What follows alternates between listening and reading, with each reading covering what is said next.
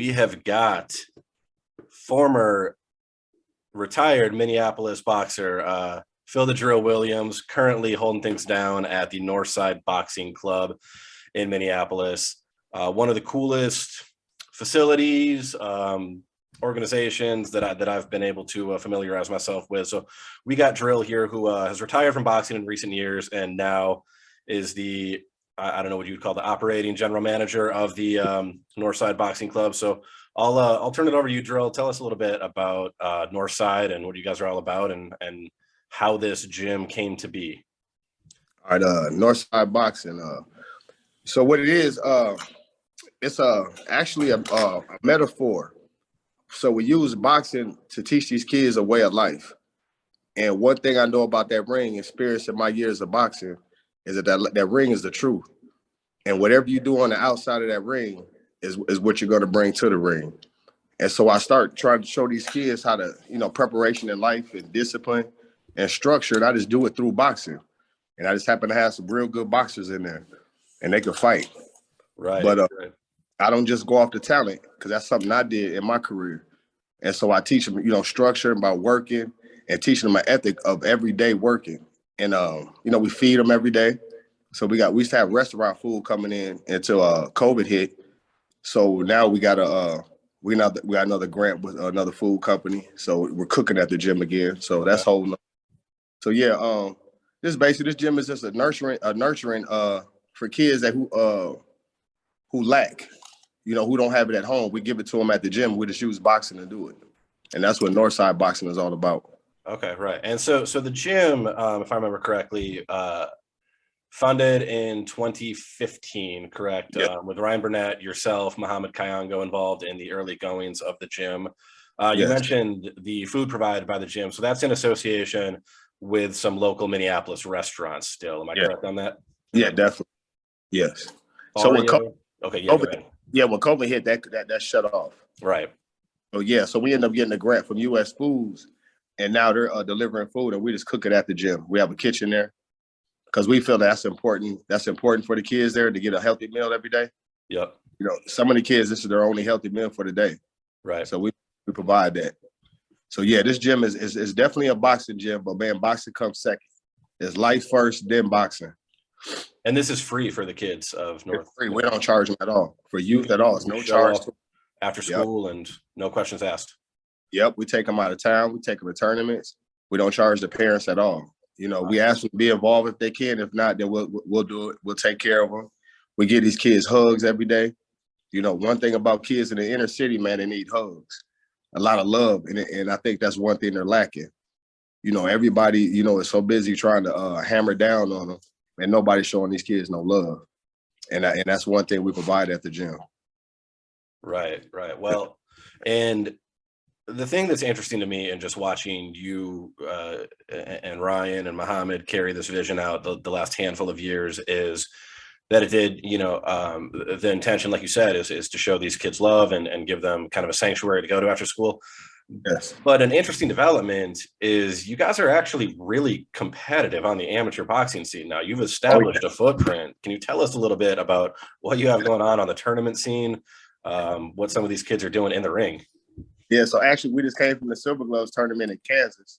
I had a kid make it out there to nationals. Oh man. And that's the tournament we won. Silver Gloves National. We had some kids win ringside. And so these kids can actually really fight. And now they're putting the work ethic to it. And it's like I see future champions coming out of here, and nobody's gonna mess with Northside Boxing, period. I got some future kids coming up. I got some Cortez Baker, Jameer Williams, Jarvis Hayes, Keontre Williams. I got my son, Abdul. Abdul, that's my other son. He's fighting. I got Garrett Neal. I got some kids coming out here that can really fight, man. This is the future. Man, can you tell me what it means to you as a coach, as a mentor, to see these kids that you've brought into your gym that came in for whatever reason, brought them into the Northside Boxing Club, and then to go down to Kansas City and win a belt at ringside, and to see what that means to those kids? What does that do for you as a coach? Man, that's the victory. That's everything I ever boxed for. to see that I can give that energy and I can give that information to somebody and they can get the joy from it. That's like me winning a championship. Like a belt never meant nothing to me. Right. But when I watch them win, that's like it's so emotional for me. It just that's the joy in it. That's what gets me up every day to get down there. Every day to be involved, stay in their life. Because that's a joy to watch them turn into champions and to have a vision and fulfill it. So to watch them actually take the steps to do it and fulfill their vision, it prepares them for the real life after boxing. That they know all they have to do is have a vision and make the steps to get to it, and they can fulfill it. And it's a formula that you can take everywhere with you in life. And that's what I'm teaching in boxing, because I want them to have life after boxing. Because all this happened for me after boxing. Right. Life happened greater for me after boxing. During boxing, that was just the grind part. I didn't really enjoy it. Right. Well, and one thing, just knowing you on the level that I do, and having some involvement in your boxing career was, you had by my count, a very successful career. I mean, you had a draw with eventual world champion Caleb Truax. You shared the ring with Andrew Fonfara. You got big wins over Al Sands, Antoine Eccles. The thing that drove me crazy about you, though, Phil, was like I would bring you these fights and it'd be, all right, we got this soft touch in Hinckley. We're going to do it this month. And then in 3 months, we're going to do another soft touch in Hinckley, get you 2 wins in a row. You never wanted to do that. You always wanted to fight the undefeated dude down in Chicago or California. And that drove me nuts at the time. But in hindsight, looking at it, man, I think that makes you the perfect guy to step into this role for these kids, to show them like, it's you're gonna win some, you're gonna lose some, your record's gonna be a little marred up, but at the end of the day, you got to take the biggest challenge that you can, and when you don't succeed, you got to come back, and you always did that, and I think that's what makes you perfect for this role. You got to challenge your fears, man. Right. You got to face them, and I wanted to fight. I wanted to just fight the toughest guys. Whoever wanted to fight, I wanted to fight. I tried to fight. I even tried to fight Joey April. I remember that. Philly's a heavyweight. You're a middleweight. I fought all the way down to 162, 175. I fought cruiserweight. I was willing to fight heavyweight. I just always wanted to challenge myself. That's what I thought life was all about. Yeah. I think my favorite run that we had was that cruiserweight run that I think we went like 4 for 5 and ended with the KO one over Al Sands. That was amazing. But so a lot of these kids though got to know you as coach, and then you took on a couple of later fights after your initial retirement. So these kids got to see you in the ring. They got to see you score a win over was it Zarzar? Yeah. How interesting was that to have them see you go from coach back into the ring and show me this guy's for real? It was, again, because I had to show them it wasn't talk. Like, I'll do this again, y'all. So when I'm telling you, I'll get up and go do it right now. And that's what that was all. And they watched me do it. And they watched it under the circumstances I did it. A lot of people didn't know I had tore my patella tendon before that fight. And I had to get surgery 5 months before the fight. And it was an 18-month process, healing process. And I took the fight in 5 months. I had the surgery and I fought in November. But I was showing the kids, man, I fight up under any circumstance, because this is what life. This is how life's going to deal it to you. You got to handle it. And I'm going to show you this adversity. And they watch me win. And it is just like, and so they believe in the words what I'm saying, because I do it. I lead by example. So if I'm talking, I lead by example, because I made all the mistakes. They don't have to make the same mistakes I made. 100%. And touching off on being a leader and doing that in Minneapolis, I know what Minneapolis has always meant to you.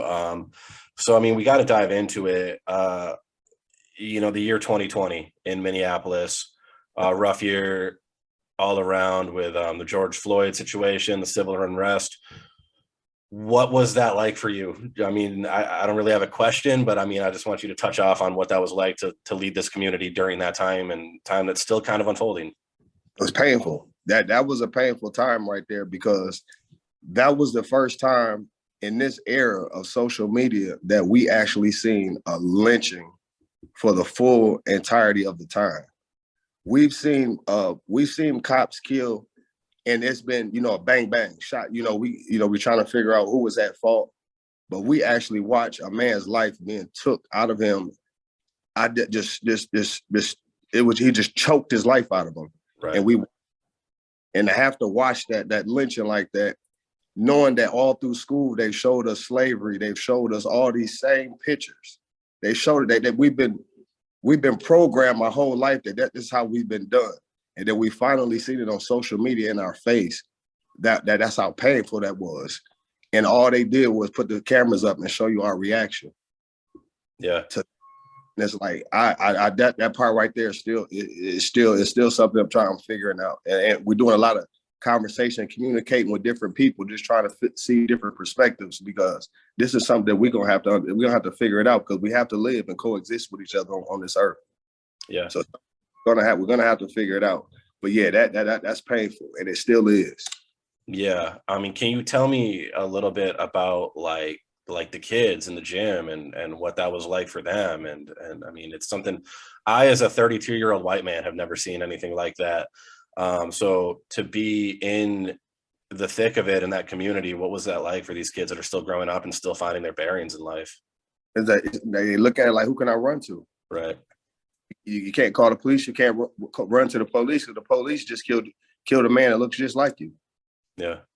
And so that it puts a barrier. They have to find somebody to trust, and that's why the gym is so important. They need somebody to trust. There's nowhere to run to. The school is kicking them out. You know, the community's talking about them. You know, so they're outside, and it's like, shit, what are they supposed to do? Right. That's where we come in at. You know, and that's why having Ryan as a partner is so beautiful, because of the connections we're able to have and the resources that we're able to do this and do it at a high level. Yeah, absolutely. Yeah. And I think, I mean, that's the thing about it when I try to put, and again, it's something that I can't possibly relate to on the level that we can all throw our black squares on Instagram, but it's not the same as being a part of that community, growing up in that community. But I think back to, you know, when you and I met, we met at, you know, Uppercut Gym, and that community was like the most unique thing that I've ever been a part of, because you have professional boxers, you had middle-aged people that are just trying to lose weight, you had cops and firefighters in there, you had this hodgepodge of people. And I think it's super important for these kids that you're working with to have that opportunity to be a part of something like that. Even if you're not going to be a professional boxer, even if you're not going to be a world champion, like, you get to be a part of this community. And I think just kind of like, you know, bullshitting in the locker room and getting to know people. And I mean, that was the beauty of a boxing gym. I mean, can you tell me like what it's like to provide that space for these kids to grow and express themselves? Yeah, it feels beautiful when they come in. You know, they're not missing nothing. They come in, the music's the same, so they don't like it's a party when they're coming in. You know, it's like this is what they get to do after school. You know, so they don't feel like they're missing the streets. Like, oh, I'm missing a party over here, Right. whatever. They do something negative. No, you come right in here, man. Music's playing. We banging on these bags. If you got some frustration, you want to come in here and box, put your headgear on. You want to box today? You know, let's work. You want to run a little extra? Want to lift some weights? You just hungry? You just want to go in there and sit down? You're just not happy? You're not feeling it today? Go in there and sit down, chill out, man. Go grab you something to eat, man. You know, you need somebody to talk to. So you have kids coming in there, not even boxing today, just hanging out, doing homework, whatever, just chilling. Yep. Do you some homework, man. Grab your plate of food. You know, my wife is there. If you need to talk to, you need a woman to talk to. You know, there she goes. She can talk to you. You know, you need me to talk to you, or another male in here to talk to. We here. You know, that's awesome. Sometimes I got to come stay with you over the night. You know, it's different circumstances that we deal with. We take these kids on as our own. Once you come in the gym, you come part of the gym. You're one of ours, and we all take care of you. Man, that's amazing. Some of the kids are at my son's house now. Oh, really? You know, takes them on the weekend. Oh man, that's awesome. Yeah, box together. So yeah, it's a family thing. That's awesome. I mean, can you touch off on what the support that you've seen from Minneapolis, from businesses, like you mentioned, some of the restaurants, Barrio, and I know there's been, I mean, I've seen like Kevin Garnett wearing a Northside Boxing shirt. Can you tell me what that's meant to you to see the support from the community at large for your gym?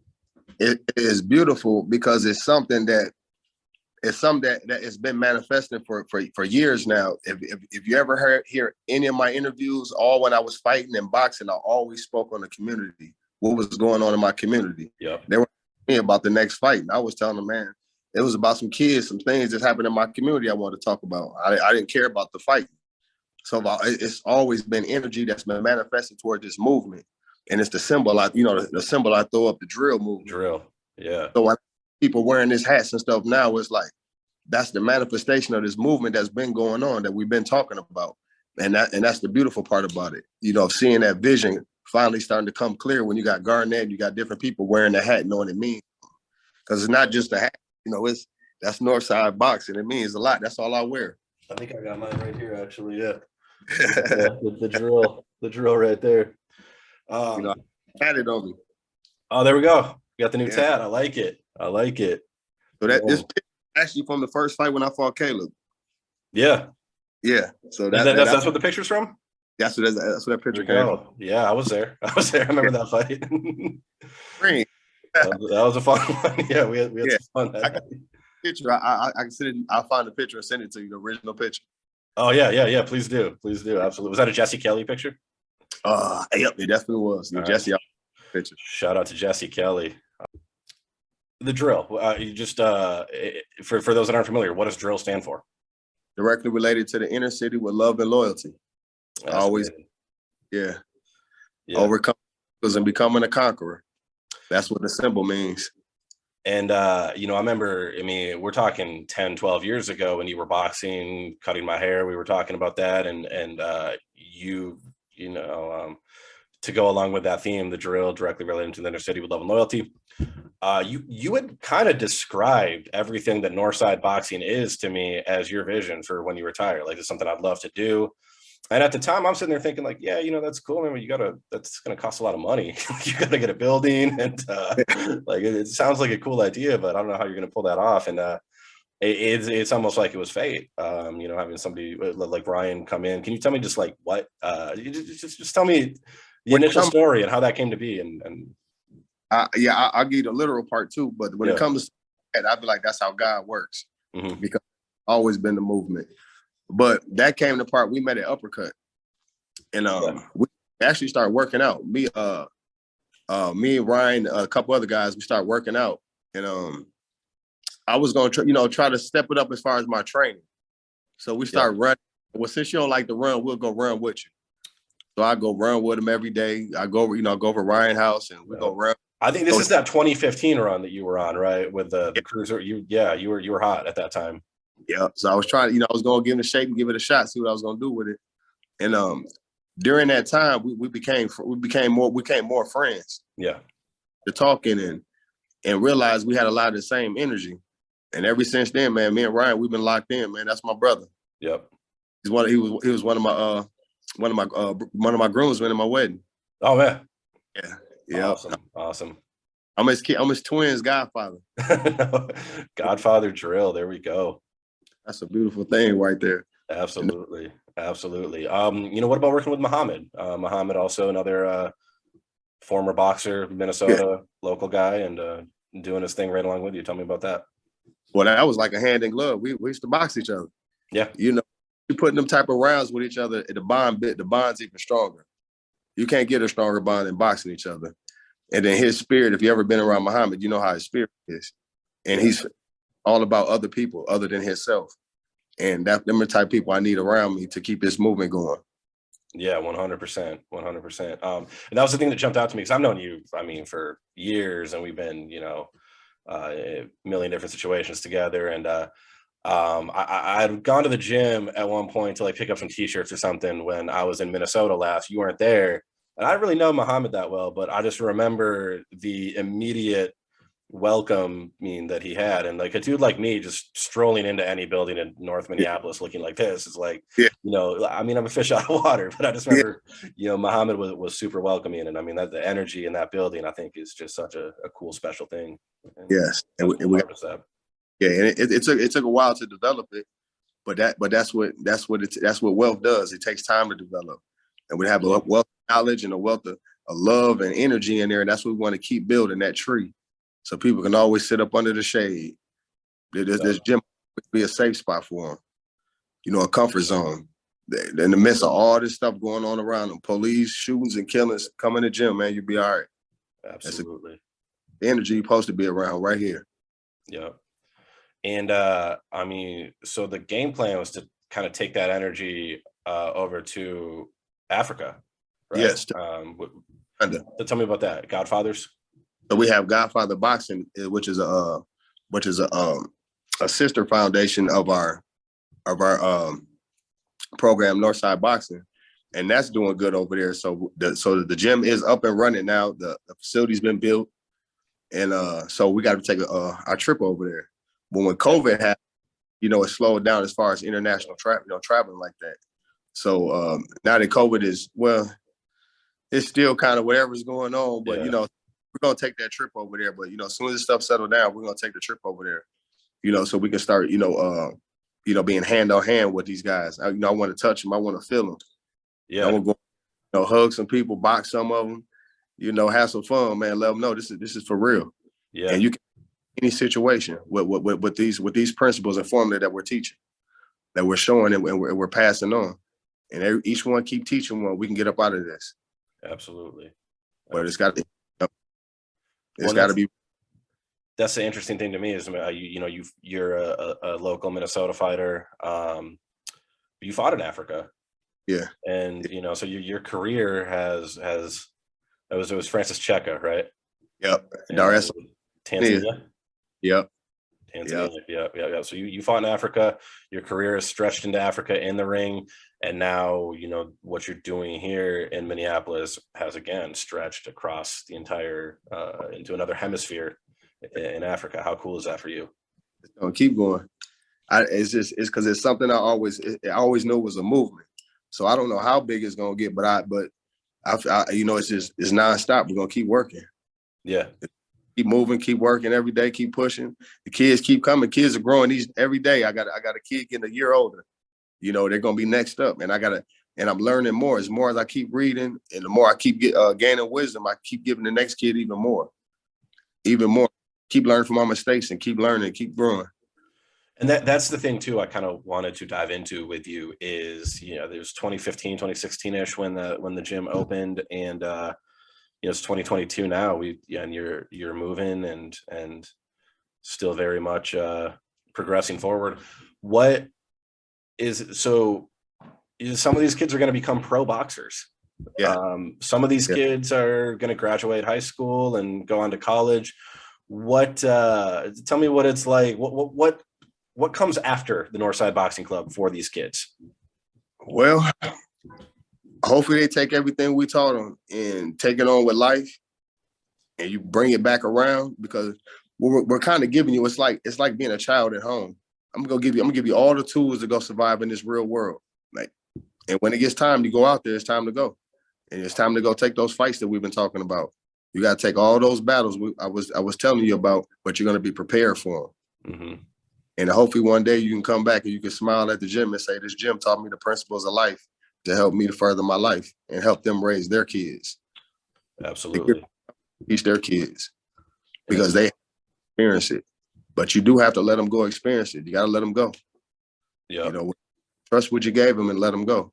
It's time to go in that ring and show me what you got, or time to go to that world and show me what you got. Yeah. It is. And that's the crazy part to me is, there's gyms that pump out amateur prospects and professionals and world champions. But I think you guys are, going to find that you're pumping out, people that are finding success in life in all realms. Because at the end of the day, after boxing's over with, like for me, boxing's over with. Then what? Yeah. I have to still go on in life. I still got to conquer. I got mountains to keep climbing. Mm-hmm. If I didn't have the tools to do it, then I don't want them kids to be those boxers that after boxing, life is over for them. They just in a bar just drinking their life away, talking about all these titles they could have won or what they could have did or what they were. No, you got to keep going on. There's more mountains to keep climbing. Yeah. You got, because at the top of each mountain is the bottom of another one. True. So it's like we got to keep doing this, having fun, man. That's the fun part, conquering. That's why it's overcoming struggles and becoming a conqueror. Exactly. Yep. Yeah. And well, first, are you sure you're done boxing? I got a couple offers. No, I'm kidding. I'm done. Man, it's just a trigger word. When you say fight, I'll be like, it's a trigger word. But I think one thing that it was always super enjoyable for me to work with you as a fighter, because I knew that like whatever I brought to your table, you didn't need this. It was nice. It's nice to get a paycheck. It's nice to get in there and see what you can do against world-class opposition and see how far you can take it. It was always nice, but you never needed it. You had things to fall back on. Now you have the gym now, you have the barbershop. What does it, preparing these kids to be well-rounded, like it's great that you can box. That doesn't mean you're going to be a millionaire, though. We all know that. So is that something that you try to instill in them? That's exactly what I try to instill in them. And the coaches, because then you have random people and coaches that try to come in the gym and they're going off that old boxing, you're looking for this champion, and they'll take a kid and they'll just run them in the ground just to win trophies and championships and then push them to the side to go find the next champion. I push them type of guys out of my gym because that's not gym, because I understand the end of that road is a dark road. So you got to prepare them for life after. Yeah. See, we come here just looking to glorify themselves. Oh, I got a champion, or I won trophies, or I did all this. But what's gonna happen to that kid after that? Because they get to sacrificing everything just for the trophies. I won't sacrifice these kids for trophies. No. They don't mean nothing.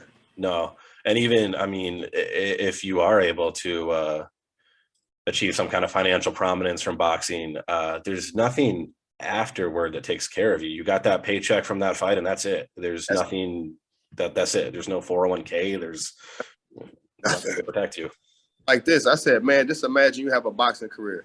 And I said, say if you get 30 fights, that's only 30 checks. Yeah. What do you do after that? And if you're not a gold medalist or somebody prominent coming in, your first 10 fights, you're not getting nothing. If you don't know how to for yourself, I was just able to speak up for myself and tell them what I wanted. If they didn't give it to me, I wasn't going to fight. Yeah. But some of these kids don't have that. They don't have that leverage. And they got to just take whatever you give them, and everybody's going to be picking in your pocket. And by the time you go home, you have nothing. Yeah. So I try to tell them it's not all Mayweather. It's not all what you think. Everybody's not going to get a Mayweather paycheck. No. So, no. Yeah. And there's Hall of Fame fighters that end up broke. I seen it firsthand with my own eyes. World champions, face to face, man. Like, it's sad. Mm-hmm. Sad. They don't even know where their money's at. World champion, gold medalist. I seen David Reed face to face. He was gold medalist in Michigan. Won a world title, lost to Trinidad. Man, you see him now, it's sad. Super sad. Yeah, so yeah. Like, I'm not sending them out like that. No, and that it's sad because that's almost the majority in boxing. If you don't have a backup plan, there's only so many people that boxing has bought a mansion for. There's everybody. Yeah, Mayweather, Pacquiao, Leonard. That's pretty much it, man. Like, it's unless you're in that realm, you got to have a backup plan. So it's cool to hear that you're that's a part of the preparation at Northside Boxing. Yep. See, but that's what happens because I was able to go get that experience to understand what it's really all about. So I'm not selling them a false dream. But you got these guys that are trying to coach these kids now that never went that deep into boxing, so they don't understand it. And sometimes they just sell these kids a false dream with trophies. Yeah. I don't want the kids to go out and end up like a Lenny Cook. I don't know if you ever seen that story. The kid they used to hoop out of New York. He was number one over LeBron James and Carmelo coming out of high school, but he sold out early for the trophies. Oh, really? But they gave him $300,000 in high school. He never made it to the league. He 300. Wait, he signed on for 300,000 for. And agent gave him 300,000 while he was in high school. When you get a chance, it's on YouTube. It's called the Lenny Cook story. Okay. Yeah, look it up, man. It's deep, and And that's one of the things that I watch and I try to teach the kids. I don't want you to end up like this. Don't sell yourself out. Stick to the program because it takes a while. It takes a while to develop. You want to develop. You don't want to just throw yourself out there to develop. Develop skills in life so when you go out there, you're prepared. Absolutely. Sorry, yeah, but go ahead. Yeah. So that's my thing. It's all about preparation and getting them ready for that, taking them those skills to life. Yeah, I just that cannot be no pun intended. That cannot be drilled in enough to a fighter, an athlete, anybody. Man, you have to protect yourself financially and have a game plan because it's just, I mean, it's tough out there. Yep. Can you tell me? I mean, so I don't want to take too much of your time, so we'll start to wrap up here. We're 5-6 years into this journey with Northside Boxing.